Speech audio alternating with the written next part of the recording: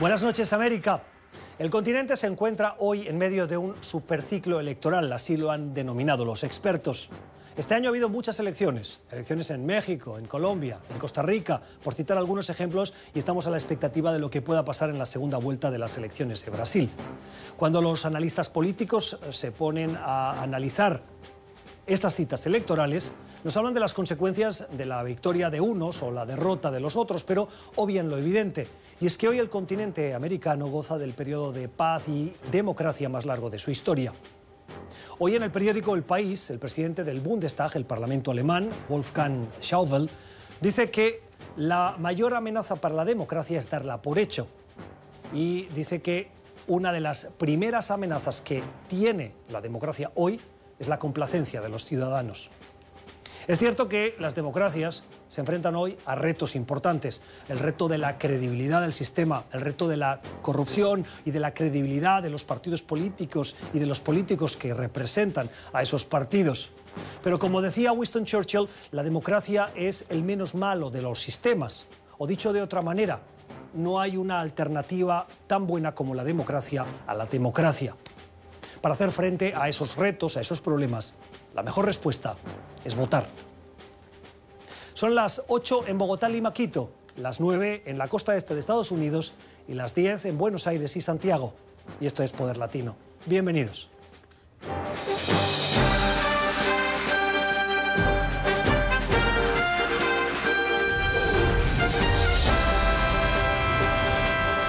Poder Latino con Gustavo Alegret.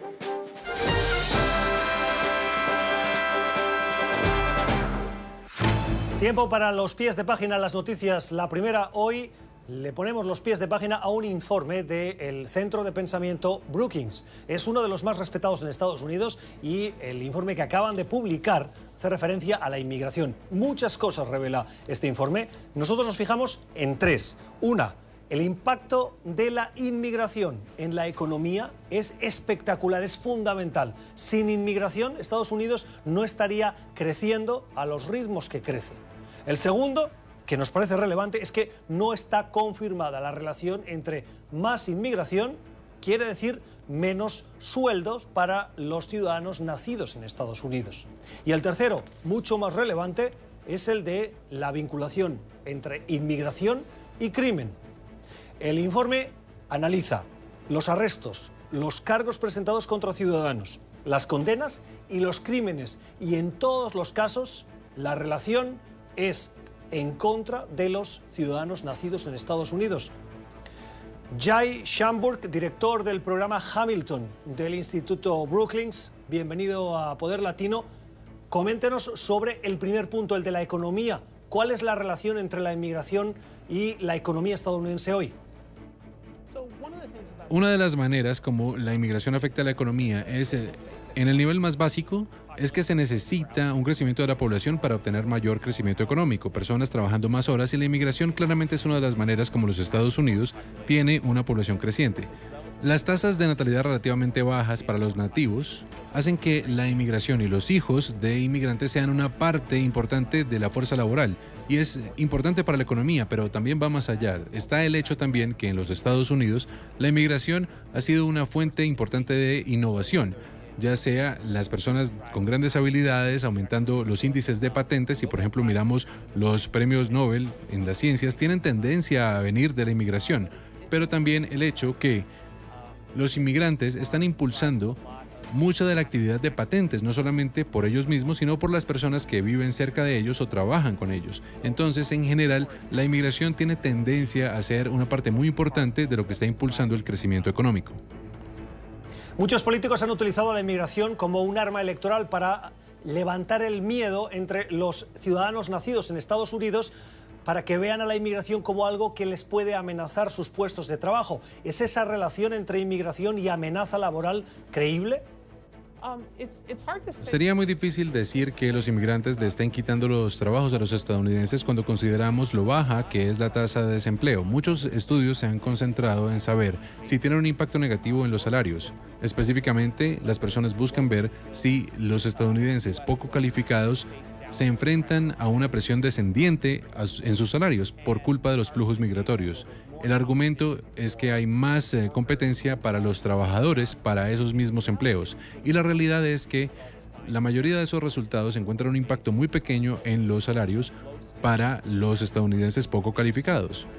Y de hecho, posiblemente un impacto positivo para el resto de la fuerza trabajadora estadounidense, bajo el argumento que los inmigrantes son complementos y no sustitutos a la fuerza trabajadora. Una manera de pensar en esto es que ofrecen no solamente fuerza laboral, sino que también demanda para la economía.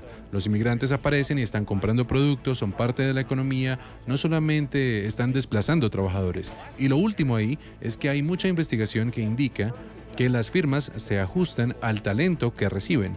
A medida que llegan los inmigrantes a la comunidad, las firmas pueden repensar cuáles son sus procesos para acoplarse a la población. Y lo último que yo diría es que no tenemos tendencia a pensar, por ejemplo, en el crecimiento de la población por los nacimientos sea algo negativo, porque están desplazando trabajadores o presionando sus salarios.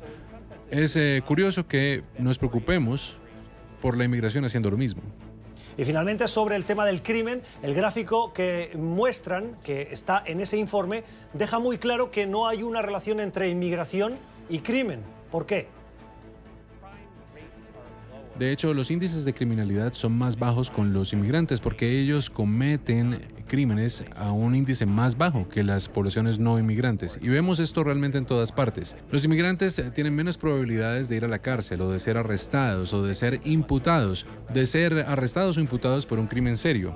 Realmente en todas partes las tasas de criminalidad son más bajas entre los inmigrantes, y las razones por las cuales la gente cree que esto es cierto, en parte creo que tiene que ver con la autoselección. Es difícil llegar a los Estados Unidos, es difícil ser un inmigrante en los Estados Unidos, hay mucho escrutinio, sobre todo con los refugiados, pero en todas partes la gente que viene aquí son personas que vienen porque tienen buenas oportunidades laborales y vienen por esas oportunidades. Entonces es una población que se autoelige, se autoselecciona. Y por otra parte, hay grandes sanciones para los criminales si son inmigrantes, en el sentido de que es mucho más fácil ser deportado.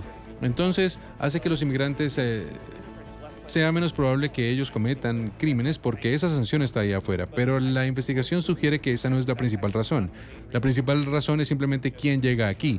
Y quien llega es una población positiva y autoseleccionada. Entonces, las tasas de criminalidad son sencillamente más bajas con la población inmigrante. Es Jay Shambaugh, es autor del informe del Instituto Brookings sobre inmigración. Gracias por haber estado con nosotros. Más pies de página se lo ponemos hoy a la popular senadora de Massachusetts, Elizabeth Warren, que acaba de hacer público un test de su ADN. ¿Por qué una política en Estados Unidos tendría o querría hacer público su ADN? Warren está respondiendo a un reto que le lanzó el presidente Donald Trump durante la última campaña electoral. Trump acusó a Warren de haber dicho que en su carrera profesional o académica ella había utilizado el hecho de pertenecer a una minoría conocida como los indioamericanos, o en inglés Native Americans, nativos americanos, para tener preferencia, para avanzar en esa carrera profesional. Warren ahora dice que es cierto, y el porcentaje, si bien es bajo, sí confirma, pero no lo suficiente para convencer al presidente Donald Trump. Warren le ha pedido a Trump que respete a las minorías en Estados Unidos.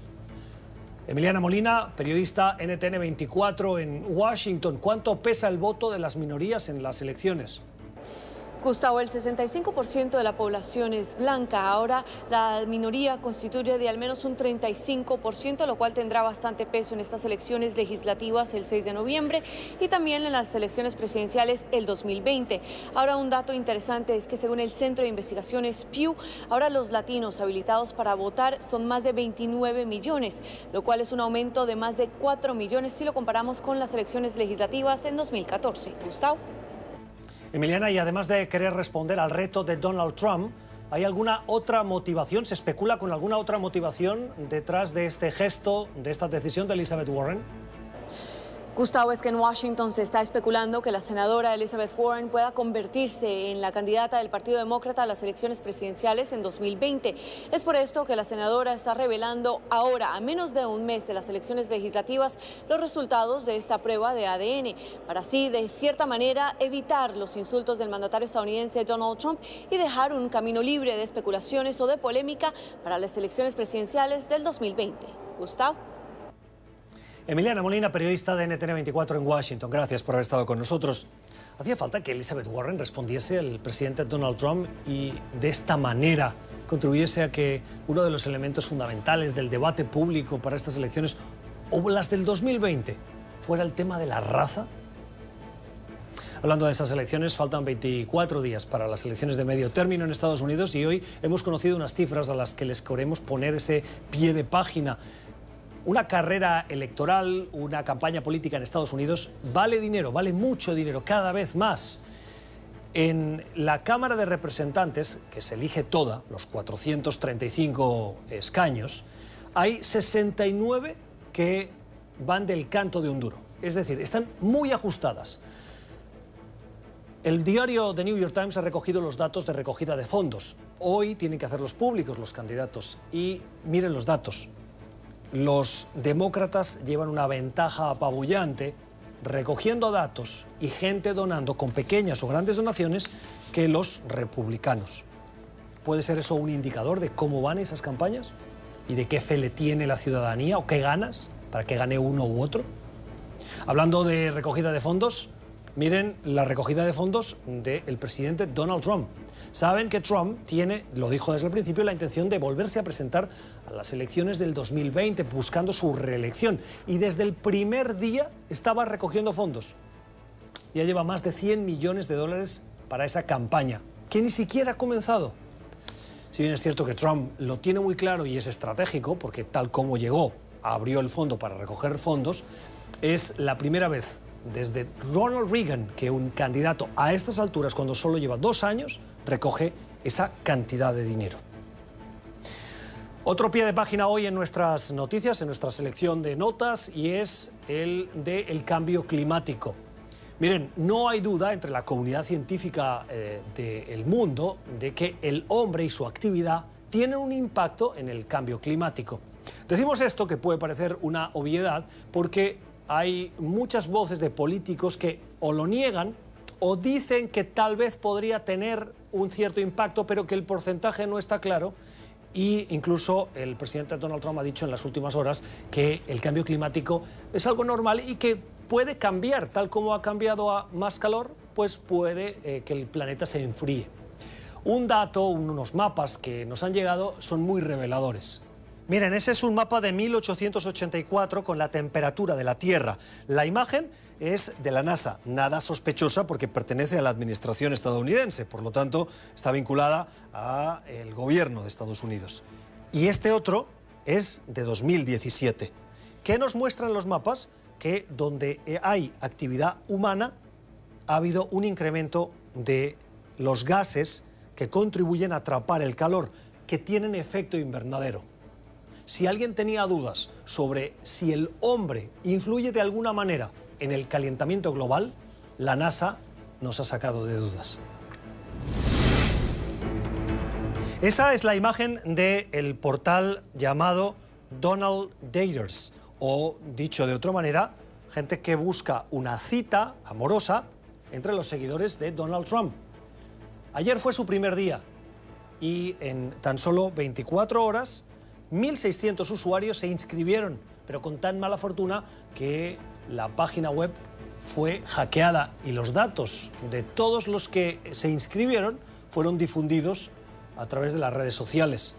Datos como sus nombres, su fotografía, el tipo de aparatos que utilizan, incluso los mensajes privados, lo cual no deja de tener gracia. Nos ha hecho gracia a nosotros también el hecho de pensar que ahora ya no es necesario que nadie se inscriba en una página para citas, para buscar a candidatos o ciudadanos que votan a Donald Trump, porque simplemente se hacen con la lista y allí tienen toda la información. Tiempo para la entrevista en Poder Latino. Miren, la Archidiócesis de Washington aquí en la capital de Estados Unidos, acaba de publicar una lista con 31 nombres de miembros de la Iglesia que desde 1948, dice la archidiócesis, de manera creíble fueron acusados por estar implicados en temas de abuso sexual. José Casanova, sociólogo, profesor de la Universidad de Georgetown, teólogo, gracias por estar con nosotros. Bienvenido a Poder Latino. Buenas noches. Muchas gracias. Buenas noches. Señor Casanova, ¿qué quiere decir, qué mensaje está lanzando la Iglesia y particularmente la Archidiócesis de Washington con la publicación de estos nombres ahora? Yo no he visto esta publicación y no puedo decir exactamente la razón, pero creo que se puede explicar cómo por fin se dan cuenta de que tienen que ser totalmente transparentes, que tienen que sacar toda la información que se tiene a la esfera pública. Porque hay dos problemas. El uno es el hecho de que, como dice usted, del año 48 hasta el presente ha habido muchísimos casos de abuso sexual. Pero peor incluso que eso, para mucha gente ha sido el hecho de que la Iglesia ha seguido encubriendo esos casos y no ha sido totalmente transparente en hacerlos públicos. Y eso, sobre todo, la crisis de hoy no es tanto por los casos de abuso sexual, que fueron ya hace mucho tiempo, sino por la dificultad de la Iglesia aceptar esos hechos y el tratar de cambiar la cultura que hizo posible tanto los abusos como sobre todo el encubrimiento de esos abusos. ¿Por qué le ha costado tanto a la Iglesia Católica aceptar tantos abusos en tantos sitios? Los hemos visto en Chile, los hemos visto en Estados Unidos, los hemos visto en Irlanda. En primer lugar, este es un caso general, está relacionado con la relajación de lo que sería la moralidad sexual tradicional y sabemos que abusos sexuales de mujeres por parte de hombres y de niños por parte de adultos se han dado siempre. Pero la relajación de las mores de la moralidad sexual dio a un, impulso a mayores abusos que había habido en el pasado. Lo que la Iglesia no pudo entender es que la misma sociedad, porque la Iglesia lo que hizo fue el acusar a la sociedad secular de haber de alguna manera corrompido a unas ciertas manzanas podridas, pero que no era el problema de la Iglesia. En vez de reconocer que en realidad era la sociedad secular la que se había dado cuenta de ese problema y había hecho del abuso sexual no solo un pecado que la Iglesia había reconocido siempre, pero un crimen legal. Y es la dificultad de la Iglesia de reconocer que es la sociedad secular, que fueron las feministas las que sacralizaron el cuerpo de la mujer y los cuerpos de los niños y precisamente convirtieron eso en un crimen. Y eso es lo que le ha sido muy difícil a la Iglesia, porque la Iglesia prefería dar la culpa a la revolución sexual y a la moralidad secular de ese un poco inmoralidad sexual que también había entrado en la Iglesia. Usted es teólogo, pero también es sociólogo, lo decíamos al principio. Hay mucha gente que nos puede estar viendo que tiene profundas convicciones religiosas, que sigue creyendo en el dogma, en la Iglesia, en el papado, y que creen que estas noticias tienen una intencionalidad por parte de quienes las denuncian públicamente y de los medios de comunicación que las difundimos. ¿Qué les dicen? Eso fue parte de la reacción de la Iglesia, un poco para protegerse a sí mismo, es simplemente los anticlericales que quieren acusar a la Iglesia. Eso es precisamente el razonamiento peor, hasta la Iglesia no reconozca sus pecados y no reconozca que es una Iglesia pecadora. Pero eso el mismo Papa dice, yo soy pecador. La Iglesia visible es una Iglesia humana en el mundo, pecadora como todos. Solo la Iglesia no visible, el sacramento, es lo que es escatológico. El problema con el clericalismo de la Iglesia es confundir las dos cosas. O sea, la gente cree en la Iglesia a pesar de los pecados de las jerarquías, de los obispos, de los sacerdotes, porque creen en algo más allá de lo que es la Iglesia tan humana como todas las instituciones. Entonces, la cuestión es, ahora, ¿cómo crear procesos y cómo reformar a la Iglesia, precisamente para que esto no vuelva a repetirse y para que sobre todo el poder clerical, que es el problema fundamental de la Iglesia, sea transformado en una Iglesia mucho más abierta al poder de las mujeres dentro de la Iglesia, al poder de los laicos dentro de la Iglesia. Hasta que esa transformación no se dé, el problema clerical, de abuso de poder clerical, subsistirá. Profesor, el catolicismo es una de las religiones más importantes del mundo, no es la única. Dentro de los cristianos en el mundo, además de católicos, hay protestantes, hay evangélicos y además hay otras religiones. ¿Por qué cree que estamos conociendo casos de abusos en el catolicismo particularmente? ¿Hay otros indicios en otras religiones que simplemente no se conocen o es algo que forma parte de la Iglesia católica exclusivamente? Bueno, hay un problema especial en la Iglesia Católica que tiene que ver con el sacerdocio o el celibato de los sacerdotes. Eso es un problema especial del clericalismo de la Iglesia. Pero el abuso sexual de menores se da en casos de deportes, se ha dado en todo tipo de escuelas públicas, o sea que la proporción, que yo sepa, no hay datos que digan que el abuso es mucho mayor dentro de la Iglesia Católica que en otras instituciones. Lo que es mucho mayor allá donde la Iglesia Católica tenga mucho más poder que otras instituciones. En el caso de Irlanda estaba claro que estaba relacionado con el poder casi absoluto que la Iglesia tenía sobre la sociedad irlandesa.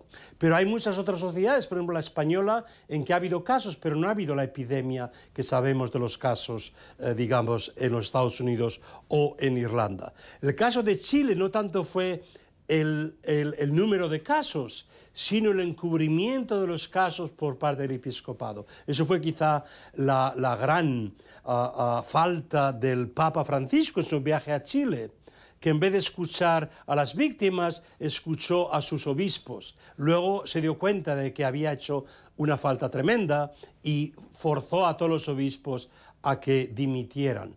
Pero eso es precisamente la necesidad de reconocer que el problema no es tanto que dentro de la Iglesia Católica haya mayor abuso que en otras partes, pero es el intento de la Iglesia de tapar, de encubrir esos abusos. Pero está claro que, por ejemplo, la Iglesia, mi mujer es ucraniana, yo estoy casado en una Iglesia greco-católica, es decir, es parte de la Iglesia Católica, pero de rito griego, bizantino, y allí los curas se casan. Y está claro que habrá menos tentaciones de abuso sexual por parte de curas que no son célibes y que son parte de una familia. Sabemos que el abuso se da en todas las partes, incluso dentro de las familias, pero el abuso, la tentación es mucho mayor en casos de celibato. Pero últimamente es un caso de poder que se tiene sobre niños, y aquí eso es lo peor, que es un poder espiritual que se usa para abusar sexualmente a los niños.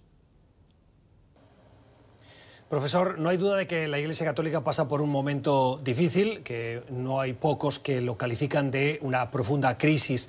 Usted como sociólogo, cuando ve a la Iglesia enfrentando esa crisis y sobre todo cuando alguien como observador externo visita los templos de la Iglesia Católica en las misas dominicales, enseguida se da cuenta y advierte que si algún grupo poblacional falta son los jóvenes. ¿Qué futuro tiene la Iglesia y cómo cree que le va a impactar esta crisis de credibilidad respecto a esos casos de abusos sexuales que se están conociendo?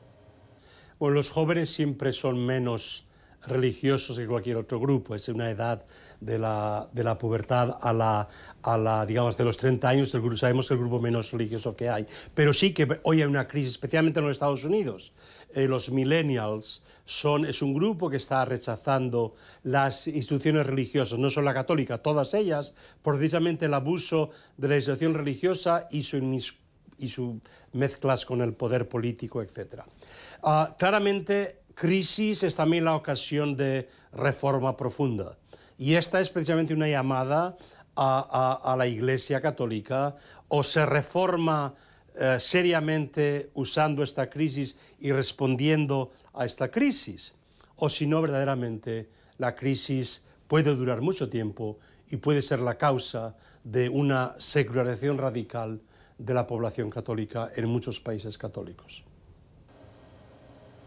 Es la opinión de José Casanova, es teólogo, es sociólogo, es profesor de la Universidad de Georgetown. Profesor, gracias por habernos acompañado esta noche de martes aquí en Poder Latino. Muchas gracias a usted. Con la opinión de nuestro invitado de hoy, hacemos una pausa y volvemos después con nuestro debate. ¿Qué opina sobre la crisis de la Iglesia? @PoderLatinoNTN. Háganos llegar sus opiniones, nos gusta recibirlas. ¿Está de acuerdo en que esta es una crisis que va a afectar al futuro de la Iglesia Católica? ¿Ha dejado usted de ir a misa por culpa de estas noticias de las que hoy hablamos? Ya volvemos. Tiempo para el debate en Poder Latino esta noche con nuestros analistas. Ya nos acompañan a mi derecha Israel Ortega. Es analista conservador, es vocero de la Iniciativa Libre. Es una organización hispana conservadora. Señor Ortega, gracias por estar con nosotros. Bienvenido, buenas noches. Sí, gracias. Y a mi izquierda, Joanna Kelly. Joanna es analista demócrata, es abogada de inmigración, es defensora de derechos humanos. Señora Kelly, gracias por estar con nosotros. Bienvenida, buenas noches. Gracias por la invitación. Miren, queremos empezar con una noticia que no conversábamos en el tiempo de las notas al pie, pero que nos parece relevante o interesante, y es que se han conocido los datos del déficit en Estados Unidos. El Departamento del Tesoro, ustedes saben que el año fiscal acaba en septiembre, acaba de dar a conocer esos datos, y lo que sabemos es que durante la presidencia de Barack Obama el déficit subió, y durante la presidencia de Donald Trump esa tendencia al alza ha continuado subiendo. Ahora mismo Estados Unidos tiene un déficit de 779.000 millones de dólares y el Departamento del Tesoro, en parte, y los analistas lo atribuyen al recorte de impuestos del presidente Donald Trump y a la alteración de los ingresos, que viene a ser una consecuencia del recorte de impuestos. Es un 17% superior al del año pasado y está en el punto más alto desde el año 2012. Señora Kelly, ¿noticias preocupantes? Sí, yo creo que nos estamos gastando más de lo que tenemos o más de lo que estamos recogiendo como gobierno.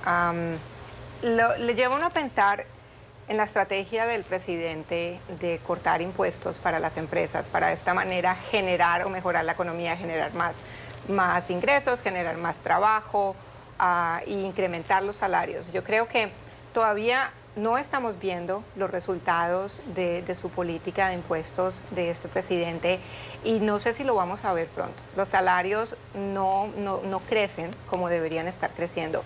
Y obviamente, si uno mira de dónde Estados Unidos recoge el dinero, si vamos a mirar, el 83% de los ingresos del gobierno vienen de los impuestos individuales que pagamos nosotros, los contribuyentes, y de los impuestos de la nómina salarial, o sea, lo que las empresas y los empleados trabajamos o pagamos por nuestros salarios. Y lo retienen. Exactamente, entonces el 48% es de taxes, de impuestos individuales, y el 35% es de los impuestos de nómina.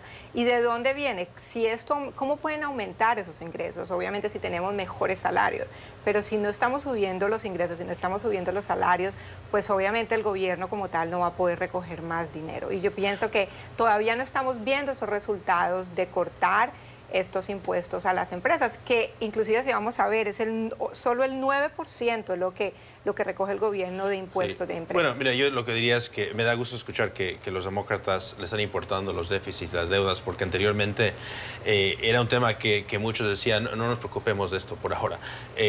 Yo diría que sí, lo que acabas de señalar es preocupante, pero creo que la respuesta a esto no es decir, tenemos que subir impuestos o agrandecer el tamaño del gobierno.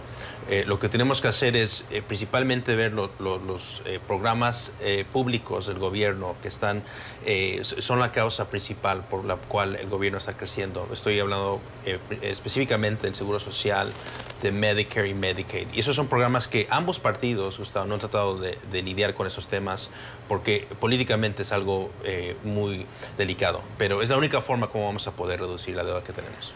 Israel, estoy de acuerdo. No se trata de subir impuestos a las empresas tampoco, porque obviamente yo soy empresaria y si voy a tener que pagar altos impuestos, no voy a poder reinvertir mis ganancias en la sociedad, generando más empleo o abriendo más tiendas o en fin, lo que depende del negocio.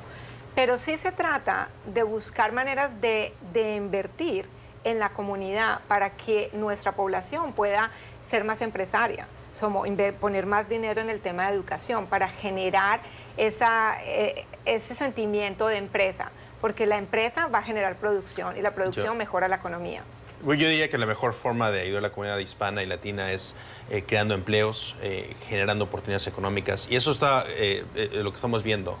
Como tú sabes, Johanna y Gustavo, tenemos un récord de hispanos en este país que tienen trabajo. Y eso es algo positivo. Y yo digo que es en consecuencia de políticas del presidente Trump y también de políticas del Congreso que han visto la forma de decir el sector privado tiene que crear esas oportunidades, no el gobierno.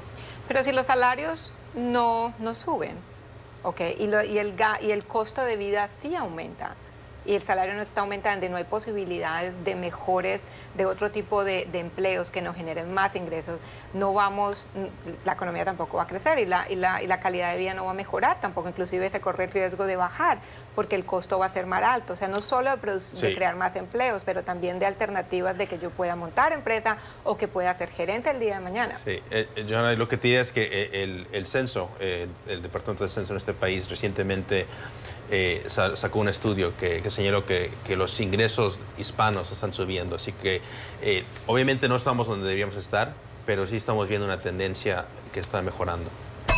Vamos a cambiar de tema. Hay un estudio que se ha publicado, y lo comentábamos al principio del programa, que lo ha hecho público y lo ha elaborado el Instituto Brookings. Brookings es uno de los centros de pensamiento más relevantes, más respetados en Estados Unidos. Bien, dice muchas cosas, pero a nosotros nos ha llamado la atención, y lo comentábamos en las noticias, 3 puntos que me parece que es interesante que conversemos. Uno, el impacto en la economía de los inmigrantes es extremadamente positivo.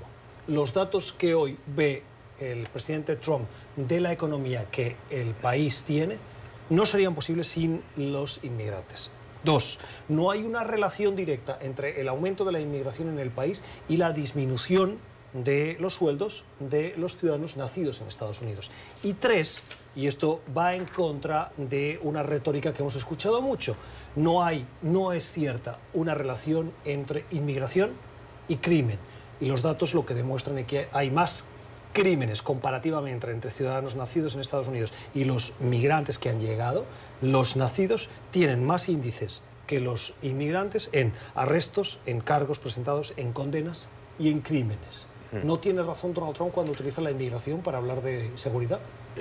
Bueno, mira, creo que hay ciertos temas ciertos incidentes, ¿no?, que causan que las noticias se concentren en un tema donde un inmigrante indocumentado cometió un crimen, pero como señalas, y en esto estoy totalmente de acuerdo con lo que ha sacado Brookings, o sea, si ves los números, inmigrantes cometen menos crímenes que los demás, así que para mí es un excelente estudio, me gustaría que más y más personas lo leyeran. Totalmente de acuerdo. Yo creo que no es el primer estudio. Recuerdo en el año 2007, la Universidad de UNC de Chapel Hill, en Carolina del Norte también, hizo un estudio parecido donde hablaba de la criminalidad, hablaba de las tasas de empleo, de los salarios, en referencia a la migración documentada e indocumentada a la población. Y me encanta porque realmente no hay ninguna diferencia. No podemos decir que los inmigrantes con documentos son más importantes en el desarrollo de la sociedad americana que los que no tienen documentos, porque no es cierto. Uno ve de manera general como población es extremadamente fuerte y está creciendo, se está empoderando más, y la diversidad es lo que nos trae la riqueza, porque nos trae conocimiento. Totalmente de acuerdo. No, yo creo que otro tema que acabas de señalar es la economía, ¿no? El hecho de que entre más inmigrantes tenemos, que la economía también está mejorando. Es por eso que nuestro grupo, la Iniciativa Libre, estamos pidiendo que el Congreso que actúe, ¿no? Porque hay posibilidad de mandar al presidente Trump un acuerdo, un proyecto de ley más bien, que él pueda firmar. Y creo que viendo estudios como este, donde vemos que la economía mejora cuando hay inmigrantes, eso debería ser algo que una ambos partidos partidos y lo existe, pero como hemos platicado anteriormente, hay elementos en ambos partidos que no quieren una reforma y que quieren más división y no quieren llegar a la mesa a por fin hacer algo respecto al tema. Usted, señor Ortega, trabaja en la iniciativa Libre, que es una iniciativa de latinos conservadores. Uno de los principales objetivos que tiene la iniciativa es trasladar estos mensajes basados en cifras, en datos científicos probados como estos de estos estudios, particularmente a determinados sectores conservadores para que sean conscientes. ¿Por qué hay tanta resistencia dentro de esta administración a datos que son confirmados, como decía la señora Kelly, con estudios anteriores y con estudios nuevos, y que ponen sobre la mesa estas verdades, que no hay relación entre o vinculación causal entre inmigración y crimen, que para la economía es buena la inmigración y los elementos que estamos conversando? Sí.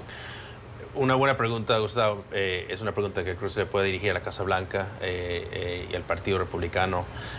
Lo que sí te puedo decir es que anteriormente en este año hubieron proyectos de leyes donde el presidente Trump dijo: yo estaría dispuesto a firmar un proyecto de ley que asegure la frontera y también busca una forma de darle ciudadanía o legalidad a los Dreamers. Esa fue una propuesta que estuvo en la mesa. Igual, ambos partidos al final no pudieron llegar a acuerdo para firmar algo o llevarle al presidente algo que él mismo había dicho que podía firmar. Sí, es cierto. Me acuerdo de las imágenes de las reuniones que mantenía Trump, de la tensión que generó mediática y casi que eso parece que haya pasado años. Claro. Y esto es de esta presidencia y no se ha avanzado en absoluto. Pero y es que si nos devolvemos un poquito, en el año 2006 o 2007, no recuerdo exactamente el año o el mes, pero cuando el presidente Bush estaba tramitando la reforma migratoria en el Congreso, el mismo Partido Republicano y organizaciones aquí en D.C. hablaron de estos tipos de reportes, inclusive reportes que apoyaban la posición de Bush sobre por qué era necesario y ya era un tiempo, un llamado para una reforma migratoria. Y eran estos reportes y estos números del beneficio para la comunidad americana y para la sociedad de los inmigrantes. Y Joana, si te puedo interrumpir con permiso, también, si te acuerdas, en 2007 también los sindicatos se oponían a una reforma migratoria. El mismo senador Bernie Sanders en ese entonces también se oponía a una reforma migratoria porque decía que los indocumentados iban a causar que los ciudadanos tuvieran que ganar menos. Probablemente Bernie Sanders posiblemente podría ser nominado demócrata en 2020. Así que vuelvo a repetir, ambos partidos tienen la culpa por el desastre que tenemos. Yo agregaría algo a ese comentario. Ambos extremistas, ambos extremos de los dos partidos tienen la responsabilidad de que no hemos llegado a un compromiso para el beneficio de los que estamos en la mitad, que son los que sí queremos cambio, y de los inmigrantes que llevan acá 20 años, 30 años sin documentos, pagando impuestos y que saben que el día de mañana todo ese dinero que le han aportado a Medicare o a la Seguridad Social se va a perder porque sin Seguro Social no van a poder aplicar al retiro o a esos beneficios. No, con eso no hay un desacuerdo. Vamos a cambiar de asunto. Elizabeth Warren acaba de hacer público sus resultados de ADN. Y al principio también del programa decíamos por qué una política estadounidense tiene que hacer públicos o quiere hacer públicos su ADN, que es algo tan personal. Parece que está respondiendo a un reto que le lanzó el presidente Trump, en el que la acusaba de ella haberse aprovechado de haber dicho que era india americana o Native American, como se diría en inglés, para avanzar en su carrera profesional. ¿No le parece, señora Kelly, que la respuesta de Elizabeth Warren está contribuyendo a introducir el elemento identitario y el elemento de raza en un debate que lo que esperan los ciudadanos y lo que creemos que tiene que ser un debate público tiene que ser de ideas y no de acusaciones y de raza? Bueno, dos cosas. Primero, yo creo que entiendo la posición de la senadora, de por qué yo vi el video, inclusive hoy me tomé el tiempo de verlo con calma. No me pareció que fue un video donde estuviera usando su genética o su, digamos, la historia de su familia o sus raíces mejor, para beneficiarse, de acuerdo al video y a las declaraciones de los profesores de Harvard y de otras universidades. Que le utiliza claramente a la familia. No, yo entiendo. Sale el hermano, muestra a los entiendo. padres, las fotos, la familia. Yo entiendo, pero al menos no tuvo una posición violenta en los medios de comunicación para responder, que es lo que últimamente se ha visto, y es el segundo punto que quería traer. Si yo sé que tal vez es cuestionable entiendo la posición de la senadora, no sé qué hubiera hecho yo en una situación como ella, defenderme. Yo creo que la intención de ella era aclarar que era cierto lo que ella había dicho, pero algo que sí, y es el segundo, es qué tan bajo estamos cayendo en esta discusión política y hasta dónde ha llegado la retórica del presidente Donald Trump, donde nos hemos olvidado, como decía, de las discusiones de fondo, de hablar de políticas sociales, económicas, y entrar a atacarnos personalmente. Ay, tienes el cabello muy negro, no, te lo pintaste, porque en eso nos hemos Pocahontas, inclusive lo que hizo este congresista de hacer... para no llorar, también hay que decirlo. No, y es muy triste que lleguemos tan bajo, y ahí sí, con todo respeto, tengo que ponerle el dedo a Donald Trump, porque últimamente lo que él como presidente no tiene la responsabilidad política y del líder de Estados Unidos de dar un ejemplo de buena conducta. De acuerdo parcialmente a lo que vas a decir, Joana. En particular, de acuerdo que hay tantos temas de tanta importancia que podemos estar ahorita discutiendo. Sí. No nada más el tema migratorio que hemos tocado recientemente, la economía, los empleos, el tema que acabas de señalar, que muchos hispanos, a pesar de que estamos viendo que más hispanos están ganando más dinero en su salario, hay otros temas. También el hecho de que encarcelamos más personas en este país que cualquier otro país del mundo occidental, por ejemplo. Otro tema, en fin, hay una lista larga de temas que podemos... Educación. Entonces, el hecho de que estamos discutiendo este tema, para mí, creo que habla de lo lejos que nos hemos alejado, ¿no? De las ideas y el discurso que debe ser, lo que el gobierno debería estar discutiendo. Antes de terminar el programa, quiero preguntarles brevemente sobre dos cuestiones. Una, sobre qué opinan de la crisis de abusos sexuales que afecta a la Iglesia Católica. El profesor Casanovas, en el segmento anterior del programa, nos decía que era el momento en el que la Iglesia tenía que hacer limpieza, a pesar de que eso tuviese un coste, para volver a nacer. Porque, pues, lógicamente, si había casos de... acusaciones de abusos en alguna iglesia en el mundo, era particularmente en la Iglesia Católica. Brevemente, señor... No, la verdad es que no he estudiado mucho ese tema, más allá de lo que hemos oído en las noticias, pero para mí, entre más transparencia, más información esté disponible, mejor, ¿no? Creo que ahí vamos a llegar a una respuesta. Yo soy católica, estudié en colegio católico, universidad católica, y es muy triste como católica escuchar estas noticias, pero no creo que sea algo nuevo. Simplemente, como en algún momento se discutía, es que ahora es más fácil denunciarlo, es más fácil, hay menos represalias, salir y contarlo. Pero es tiempo de que se haga una limpieza y es tiempo de que se pretenda esconder los crímenes que se cometen dentro de la religión católica y la Iglesia. Son las opiniones de nuestros analistas que hoy nos han acompañado. ¿Usted qué opina de estos temas? @PoderLatinoNTN. ¿Cuáles son sus puntos de vista? Nos interesan, los podemos conversar con ustedes a través de la pequeña pantalla al final del programa. @PoderLatinoNTN. Israel Ortega, analista conservador, vocero de la Iniciativa Libre, gracias por haber estado con nosotros. Y Joana Kelly, abogada de inmigración, defensora de derechos humanos, analista demócrata, gracias por haber estado con nosotros. A los dos, feliz noche. Nosotros volvemos en breve con una recomendación cultural. La de hoy les va a sorprender.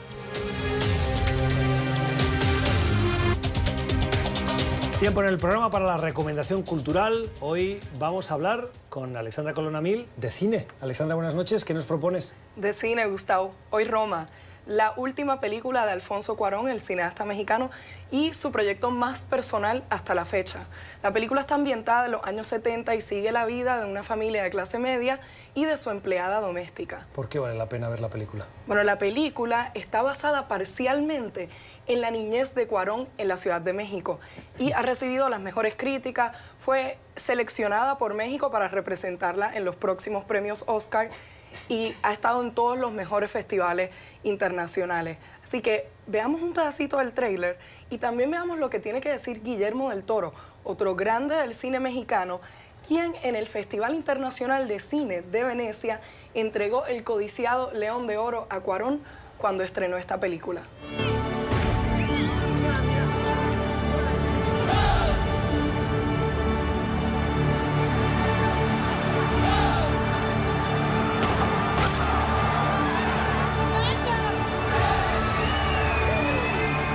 La película de Alfonso habla de múltiples dimensiones de existencia en ese momento histórico de México.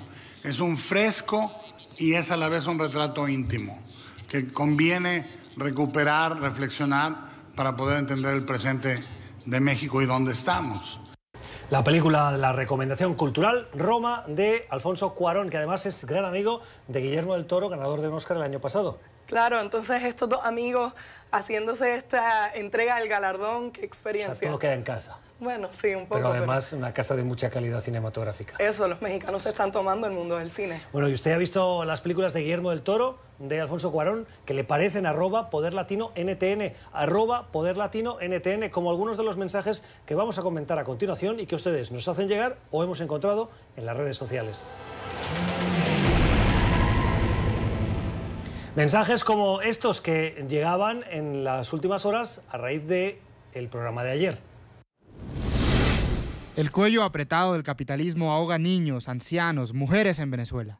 Gracias, Armando, por su reflexión. Lo que nos preguntamos es si lo que mata hoy a los venezolanos es el capitalismo, que si se lleva al extremo muy probablemente tiene consecuencias nefastas para la sociedad, pero en el caso de Venezuela, ¿no cree que lo que realmente afecta a los venezolanos son las políticas impulsadas por el modelo que hoy preside Nicolás Maduro? Pocos días antes de las elecciones de medio término, muchos anticipan que la estrategia demócrata para ganar el voto latino fracasará, lo que pondría en riesgo la recuperación del control del Congreso. Una interesante reflexión cuando faltan pocos días para esas elecciones de medio término. Sí, es cierto, el voto latino lo hemos escuchado muchas veces y siempre antes de las campañas electorales. Va a ser decisivo, y no hemos visto que lo haya sido. En la última, estrepitosamente, porque se esperaba la victoria abrumadora de Hillary Clinton y si bien es cierto, ganó el voto latino, no fue decisivo. Pero lo que sí vemos ahora es que hay mucho entusiasmo de republicanos y de demócratas y particularmente de un votante que normalmente no vota en estas elecciones, que es el voto joven. Como siempre, la última palabra la tendrán los electores, pero en estas próximas elecciones, con ese entusiasmo tan alto, seguro el voto latino también hace la diferencia. Son las opiniones que hemos encontrado en las redes sociales, las que ustedes nos hacen llegar o las que nos parecen interesantes comentar al final del programa. Siempre con el agradecimiento de haber entrado en sus hogares en la pequeña pantalla y por la generosidad de su tiempo. Que tengan una feliz noche.